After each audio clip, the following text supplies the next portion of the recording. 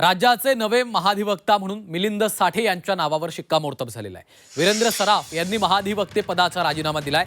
त्यामुळे मिलिंद साठे राज्याचे नवे महाधिवक्ता असणार आहे। राज्य मंत्रिमंडळाच्या बैठकीत हा निर्णय झालाय।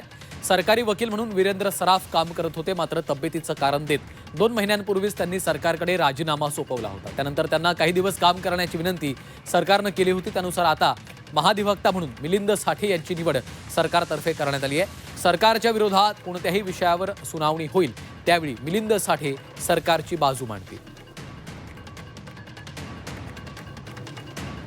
वीरेंद्र सराफ यांच्याकडनं सूत्र आता ते स्वीकारणार आहेत। मिलिंद साठे हे नवे महाधिवक्ता आहेत। वीरेंद्र सराफ यांनी महाधिवक्ते पदाचा राजीनामा दिला आणि त्यानंतर आता मिलिंद साठे हे नवे महाधिवक्ता आहेत।